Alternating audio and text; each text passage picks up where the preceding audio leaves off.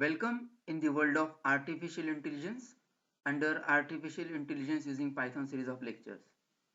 So we'll see search methods in this lecture. This is part 2. Hi, I am Dr. Sunil from GCS Solutions.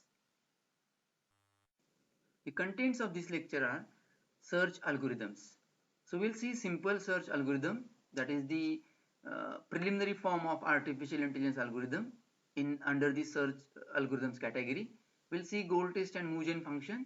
We'll also see what is the significance of closed list, and then we'll see the simple search algorithm which includes closed list.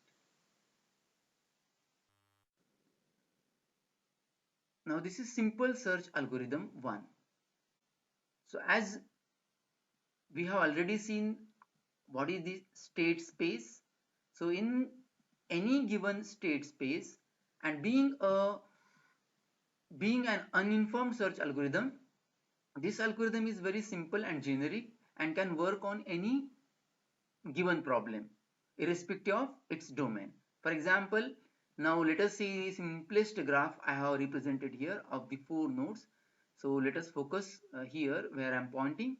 My graph has 4 nodes and it is undirected graph, and these are the connections. So I have specified graph as a set of vertices and edges, and this S is the least, wherein I have the nodes, all the nodes of the graph like A, B, C and D, and the immediate successor of each of the nodes. For example, A has a successor B and C.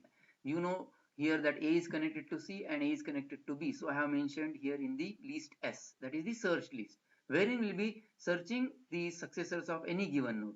So this entire list will be processed, and for any given node, say A, B, C, will find here the successors. For example, successor of B is A, C and D. So I have specified here. For similarly for C it is A, B and D, and for D it is B and C. So likewise we have here this specification, and moreover we have been given that the start set contains the starting point from where we have to start, and goal is the set where we have a given goal. In our case we want to reach to the goal D starting from point A. Now for this scenario we have this simple search algorithm. Now it has the steps, following steps, which I already discussed in the earlier lectures, the generic steps. Now we are going to see the more refined version of the simple search algorithm, which we have already discussed in the earlier lectures. Now it starts with something like, it starts with open list. So open list is assigned a start node or start entity or starting point. Now when open is not empty, then it picks a node from n. Suppose there is one node, then it will pick only and only one node from the open. If it has n number of nodes, it will always pick the node at the beginning of the set, open set or open list rather, I'll say. Once you have picked up that particular node or set of nodes, then you have to remove those from the open, and whatever current node you have chosen, for that you have to check whether that node, current node, is goal or not. If it is goal, then you have to return that n to the program wherein you have called this search algorithm. Otherwise you have to update the open by calling move gen function. Now what move gen function does, it basically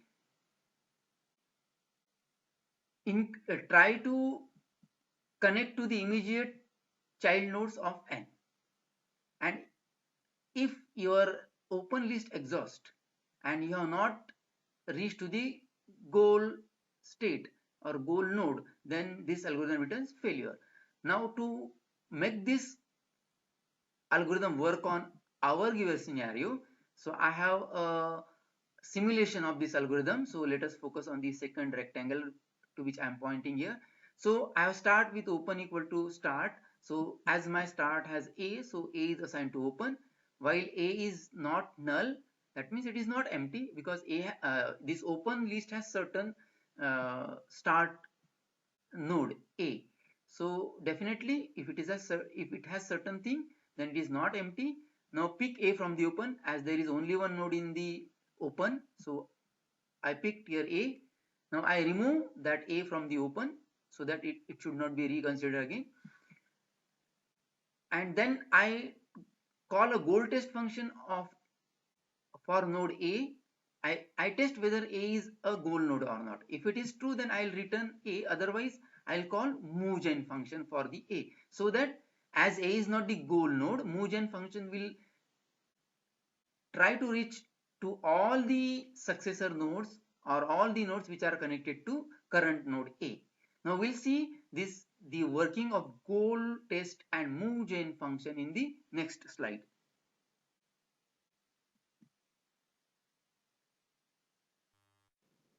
Now here we'll focus on goal test and moveGen function. So the goal test function is very easy. It picks the current node which is passed as argument to the goal test. It compares with the goal. If it is matching, then it returns true, otherwise it returns false. Whereas moveGen function will take a current node. It has a list, empty list, or a set called successor, list of the successor nodes of the current node n. Now this successor list is to be generated. Now first this n is searched in the search list S. So here is the scenario which you have already seen, that we have a search list S. Let us focus on the this diagram, that is the graph, and the description given beside this graph. Now here is the S, which includes all the nodes of the graph A, B, C, D, and the corresponding list of the successors of each of these nodes. Now here, if we see again the simulation of our earlier means whatever we have seen in the earlier slide, here is the working of goal test. So remaining things we have already discussed. Now we'll see how this goal test works. So as we have picked a node A from the open list, now our open list is empty, and now if I call a goal test function, it works something like this. So let us focus here where I am pointing. So whenever there is call to goal test function with node A, so it will get invoked and it will compare the current node A with the goal D. That is, in this goal, I mean to say goal, we have been given that D is the goal to be searched. Now here this A is compared with D, as this is not, A is not matching to D, that means we have not reached to the goal, so it will return false. So as this if test turns out to be a false, then it will get into else part and it will update the open by calling moveGen function with the current node A. Now how do this, or rather how does this moveGen function works? It works in this way, that we call moveGen function. Initially we take a successor list or set which is empty, and for A in S. So what this for loop does, it searches A in this list S. So as A is matching to the very first entry of the search list S, so it takes that node and finds the successor which is B and C, and it generates a set S which has now B and C, and it returns to the calling simple search algorithm. Now this open will be updated. Now open has B and C. What will happen in the next iteration? Now this B and C will be taken as the new open, and it will be checked whether it is empty or not, and then again the same process is repeated. We'll see this in the next slide to get the clear idea of how this goal test, moveGen, and simple search work together. Now here I have tried to make it more practical. So we had a simulation of this simple search algorithm with initial node A in the open list. So with this open list we have, with this initial A node, we have got B and C in the open list. Now again this algorithm iterates because while loop is repeated till your open is empty. Now see here, in the next iteration your open has B and C, so it checks whether this set is, that is open set is not empty, so it picks some node from open, and that some node is always the starting node, that is the begin node at the beginning in the list, open list. So it picks B. Now it removes B from the open list and open is updated. Now open has only C. Now it calls the goal test function for B. Now goal test function, so let us focus here. So goal test function will check whether B is a goal node or not. As B is not matching to D, that is B is not equal to D, it's not goal test, it returns false. So here this, if goal test B fails, so it gets into else part. Now it updates the open. Now open has already a C union move gen function for B. Now it comes here and it generates the successor of B. Now B has, now if we see this graph, B has successor A, C and D. So in search list, B has successors A, C, D. So those successors will be added in the successor list and that will be returned, so that this open where I am pointing now, so open will get updated. Now open will be having union of the original open contents and the successors written by Mugen of B, that is A, C and D. Now as it is union, it will be A, C, D, C. So it will be something like this. Fine. So here if we see now that the Mugen function, whatever contents are written by Mugen function, those are added at the beginning of the list. So open will be having this A, C, D, C. Now this set has A at the beginning of the list. So it will again take the node B and will again start from the beginning. So don't you think that this is the problem? So that's why we have something called a closed list. So in this simulation, we are trying to understand the significance of the closed list. So as this will keep iterating infinitely, this loop is never ending loop, and to address this problem, we need to have something called closed list. Now we'll see the updated version of the simple search algorithm so that it will not get into the never ending loop. Let us see the second version of the simple search algorithm with the introduction of the closed list. So we have here the improvements so that our simple search algorithm version 1, which was getting into never ending loop, that problem will be removed here in the simple search algorithm version 2. So it has a closed list. So as usual, we'll start with the open list. Now open has only one node, that is A. Now as it is not empty, that is open is not empty, so we pick A from the open. We'll remove that, whatever is picked from the open will remove from the open will get updated, and now we add that entity which was in the open and picked now in the closed, so that closed will be having whatever is removed from the open. So again we'll check the goal test, and if goal test is not reached, that is goal test returns false, will our algorithm will get into else part and will invoke the Mugen for that node. Here is the simulation. So here I have closed initially empty. We have in open only one node, as open is not empty. So pick A, remove A from the open, so open will be empty. Now that A will be added to close, so close will be having one node.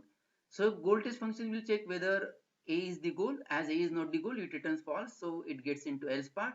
It calls Mugen function for the A, and you know that Mugen function always returns the adjacent or immediate successors of A. So A has what? So it has B and C as the successor. So it returns B and C, and this operation Mugen A minus close will be performed by the algorithm. So it tries to remove this A from the Mugen set or Mugen list. So as there is no A in the list written by Mugen A, so this BC will be the final list to be assigned to the open.